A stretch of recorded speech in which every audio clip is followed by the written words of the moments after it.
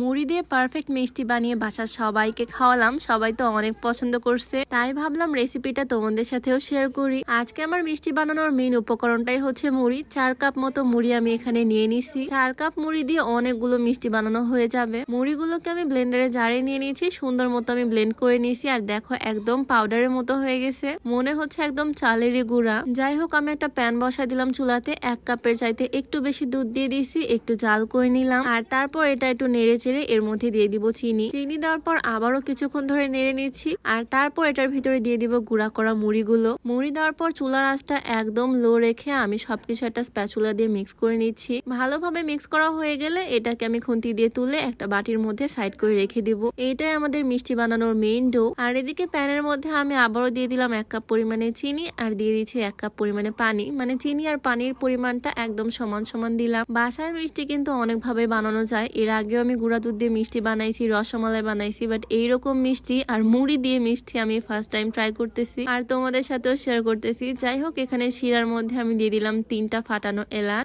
আমার এই শিরাটা বানানো হয়ে গেলে এটাকে ঢাকা দিয়ে এক সাইডে রেখে দিব রেস্টে। আর এইবার শুরু আমাদের মিষ্টি বানানোর মেইন প্রসেস। এই মুড়ি যে মিশ্রণটা আমি রাখছিলাম, এই মুড়ি মিশ্রণটা এখন তৈরি করে নিব। 2টা ডিম দিব এটার ভিতরে। আমি 4 কাপ মুড়ির জন্য 2টা ডিম ইউজ করতেছি, তোমাদের ইচ্ছা মতো ডিমটা দিবা। আমি 10 টাকার গুঁড়া দুধগুলো কিনছি, 4 প্যাকেট এখানে ইউজ করছি, আর 1 প্যাকেট নিজেই খেয়ে ফেলছি। আর এটার মধ্যে আমি দিয়েছি সামান্য পরিমাণে বেকিং পাউডার। তারপর সবকিছু ভালোভাবে হাত দিয়ে মিক্স করে নিচ্ছি। এই মিশ্রণটা দিয়ে কিন্তু মিষ্টিগুলো তৈরি হবে। সুন্দরভাবে হাত দিয়ে ডলে ডলে মাখিয়ে নিচ্ছি। আর এর মধ্যে দিয়ে দিলাম সামান্য পরিমাণে ঘি। সবকিছু একসাথে ডলে ডলে মিক্স করার পর এটা এরকম আঠালো হয়ে যাবে। হাতে আমি ঘি মাখিয়ে নিয়েছি। এখন অল্প অল্প করে এই ডোগুলো নিব আর একটু একটু করে গোল গোল করে মিষ্টি শেপ করে নিব। মিষ্টিগুলো আমি লম্বা লম্বা করে শেপ করে নিছি। গোল গোল করে নিলে ফেটে যাওয়ার সম্ভাবনা থাকে ভাজার সময়। যদিও আমার লম্বাগুলোর মাঝখানে অনেকগুলোই গোল গোল হয়ে গেছে, এগুলো হয়তো ফেটে যাবে হালকা করে, কোনো বিষয় না, টেস্টটা ঠিক থাকলেই হবে। যাই হোক, আমি এখানে আরেকটা প্যান বসাই দিছি, অনেকটা পরিমাণে তেল দিয়ে দিলাম। আর এর মধ্যে আমি দিয়ে দিচ্ছি মিষ্টিগুলো। তেল গরম না হতে আমি মিষ্টিগুলো ছেড়ে দিছি। এখন আস্তে আস্তে তেলটাও গরম হবে আর মিষ্টিগুলো ভাজা শুরু হয়ে যাবে।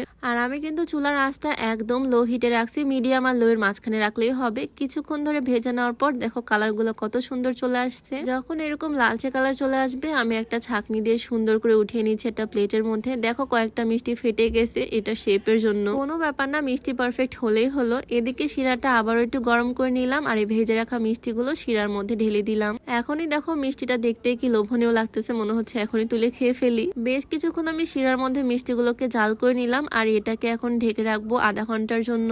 আধা ঘন্টা অপেক্ষা করার পর ঢাকনা খুলতেই দেখি মিষ্টিগুলোর অবস্থা এইরকম। দেখতে কিন্তু দারুণ হয়েছে, বাট আমি জালটা বেশি করছি, তার কারণে শিরাটা একদম কমে গেছে। তোমরা চাইলে শিরাটা আর একটু বেশি রাখতে পারো। বাট মিষ্টিগুলোর স্বাদে কিন্তু কোনো কমতি নাই, স্বাদ আমার দারুণ লাগছে আর সবাই অনেক পছন্দ করছে আমাদের বাসার। তো মুড়ি দিয়ে ঝটপট এই টেস্টি টেস্টি মিষ্টিগুলো আমি আজকে বানিয়ে ফেললাম, চাইলে তোমরাও ট্রাই করে দেখতে পারো। তো আজকের ভিডিও ছিল এই পর্যন্তই, দেখা হচ্ছে নতুন কোনো ভিডিওতে। আল্লাহ হাফিজ।